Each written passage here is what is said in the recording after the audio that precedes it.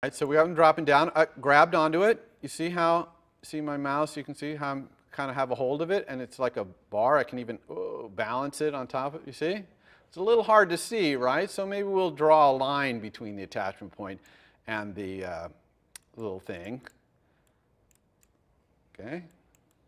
Woo. Okay.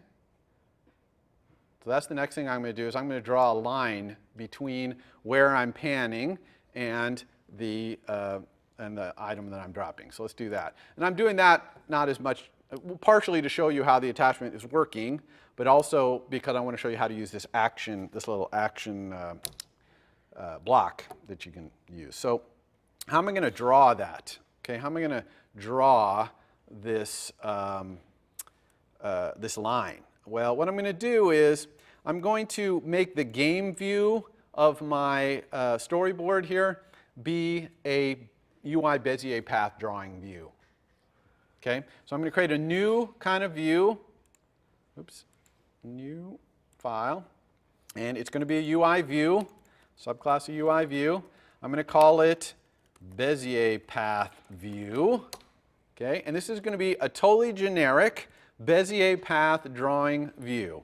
So its public API is it is going to have one property, public property, which is a UI Bezier path called path. All right, that's its entire public API. And all it's going to do is in its drawRect, it is going to say path stroke.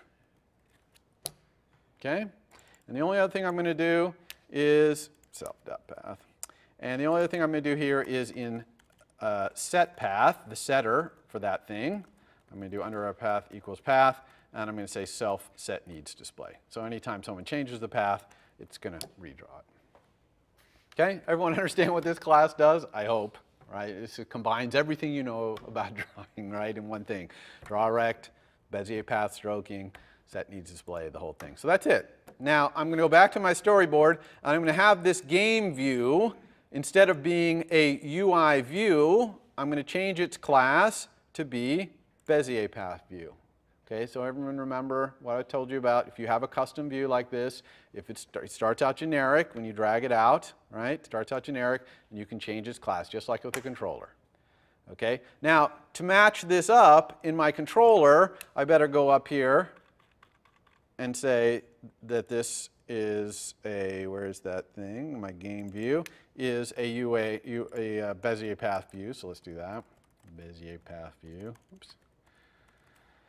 All right, so it's a Bezier path view, so I know, so that I can send it Bezier path messages. Okay. All right, so now my game view can display an arbitrary Bezier path. So now all I have to do is calculate the Bezier path between that the attachment shows, basically between the anchor point and the dropping view. And then every time that attachment view changes, I have to redraw. I have to reset that path, recalculate it every time. Okay, so that's where this action block is going to come into play. All right, so how are we going to do that? Let's do it right in here.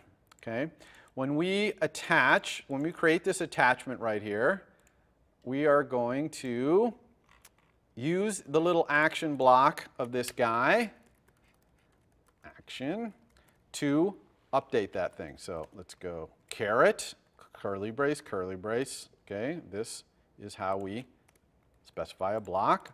So we're going to pass this block of code off to this attachment, and every time it animates, it's going to call this block of code. And what are we going to do in this block of code? Well, we're going to create a Bezier path.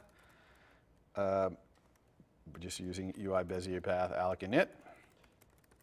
And this Bezier path needs to have a move to, so let's have it move to the anchor point of the attachment. So that's self.attachment.anchor point. And then we're going to path add line to. We need to go to where the dropping view is. That's self.droppingView.center, right? And now we have that path, so I can just say self.gameView.path equals path. Okay? Any questions about this? Yeah. Why do you need to go and attach it to self.attachment.anchorPoint? Aren't you passing an anchor point into that method already? Yeah, so the question is, couldn't I just say right here, anchor point, because I'm past an anchor point right here. And the answer is no, I can't do that, because I'm changing the anchor point, right? Every time you move that pan, I'm changing that anchor point. So this block of code gets executed every time that happens, so I can't use this anchor point, which was only passed in here when I first attached it. I have to use self.attachment.anchor point. In other words, the anchor point's current attachment point, right? So that's why I have to keep calling that, yeah. Since you're setting self.dropping view to nil after you set that block, will that affect what happens in the block? Yeah, excellent question. So I'm setting this self.dropping view to nil, and I'm using self.dropping view in here. Isn't that going to break it? And the answer is absolutely it is. Okay, I did this intentionally because I wanted to show you that the things that are in here get reevaluated every time. This block gets executed each time the animation happens. So how can I deal with that? Well, I can just, how about create a little local variable here called dropping view equals self.dropping view. And then I will use that right here.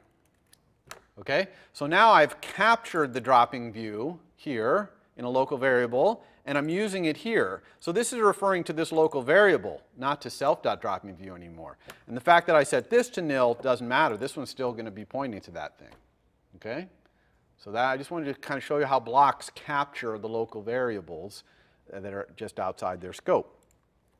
Now, we have another problem in here, and in fact, the compiler is warning us about it. You see, capturing self strongly in this block is likely to lead to a retain cycle. That's a memory cycle like we were talking about. And in fact, it's going to, because this action, this block, is inside this attachment, strongly held by it, which is strongly held by us. So we have a strong pointer to this block. And if I put self in here, the block is going to have a strong pointer to us.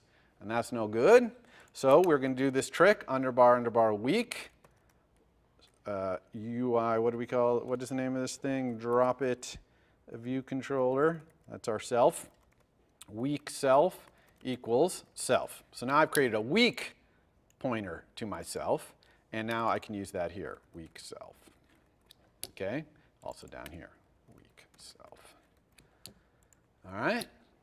So if I ever got dropped out of the heap, and no one had a strong pointer to me, these weak self pointers would all go to nil. But that would be fine, because if I'm not around, then this action doesn't mean anything anyway, right? I'm the controller. So it's all perfectly fine to do that. Okay, any questions about what we did there? Because that's an important thing to understand as well. All right, one last thing we have to do is when the gesture ends, the pan gesture ends and we remove the animator, we're going to want to say self.gameView.path equals nil. Okay? Because this action, once this thing is removed from here, this action is not going to execute anymore, so we're not going to get that last action that draws nothing, right? We don't want that line to be left there. Okay? In fact, here, you know, just to make sure you understand this, I'll leave this out and we'll see what happens. Okay, so I'm dropping here, and now see, look, I got my bar.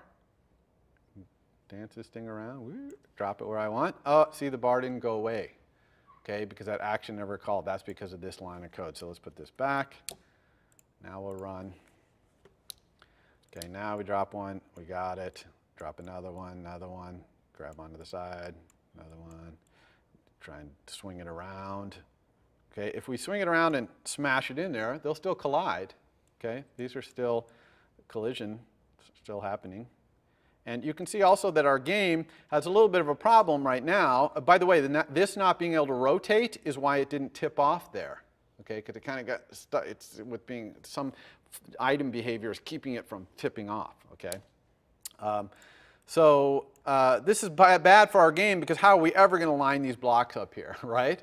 So the next thing we would want to do, and this is what I'm not going to do because of time here, is in the collisions, okay, when collisions happen, collisions have a delegate as well.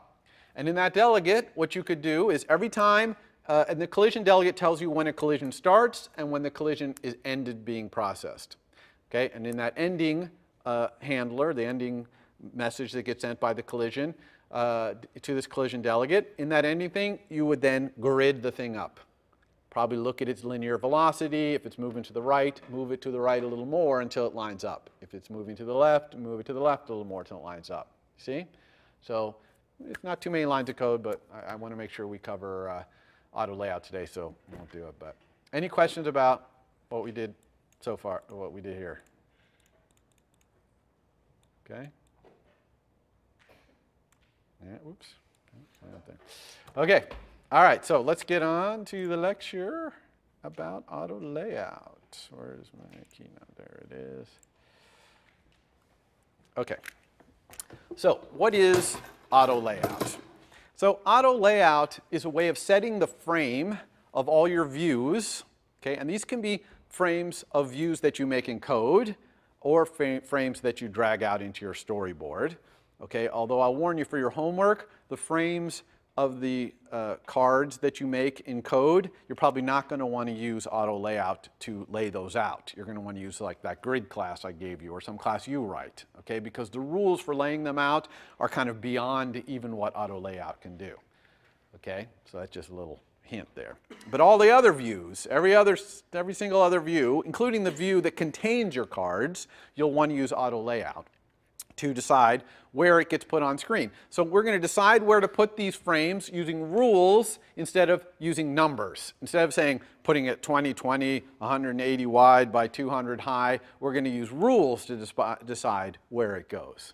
Okay? And these rules are really flexible and powerful, and the rules are mostly about the relationship between one view to another view or between a view to its super view. Okay, now why do we want to specify these frames as rules instead of as numbers?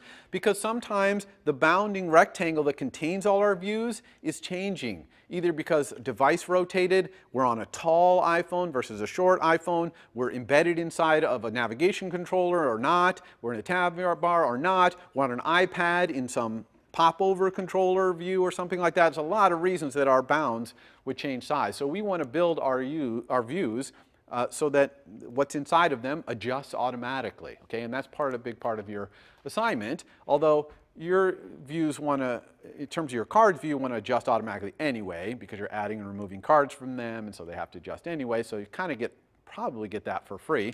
But all the rest of your views, the one that says redeal and score and all that, you're going to want to use auto layout to make those fit in the right place when you rotate the phone. Now, these rules, by the way, we call them constraints, layout constraints. So that when I use the word constraints, that's what I'm talking about, the rules for how to set the frames of all these views. There's a really powerful API in iOS for this. In other words, a programming interface with objects and it's layout constrained and all these mechanisms. But really, almost all of what we do with auto layout, we do in Xcode visually. We don't usually go to the code. If you're going to the code, you're doing some pretty advanced layout. Okay? I'm sure it's possible actually with the code you could lay your cards out using auto layout, but Xcode probably not. Okay?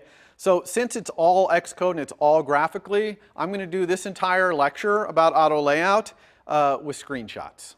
Okay? And we'll just kind of walk through it. I'm actually going to skip these first few here because I'll show you that in the demo. So what I'm going to do is I'm going to start with a view, controller's view right here, with a couple of things in it. Thing 1 and thing 2, with apologies to Dr. Seuss. Things 1 and thing 2, they could be any kind of view. They're UI labels in this case, but they could be buttons, they could be custom views, whatever. They're just thing 1 and thing 2. And we want thing 1 and thing 2 to be in the right place when this bounds changes. Okay? So what happens right now, if we go and try and show this in landscape? Well, I could run this and then flip the simulator to landscape to see, but it's actually possible to take your view controller scene and flip it to landscape in Xcode. Okay? Now there's two ways to do it. One is Xcode actually has a previewer that will preview what your UI is going to look like on different rotations, different iPhones, even between iOS 7 and iOS 6 if you're writing an app that's compatible for both.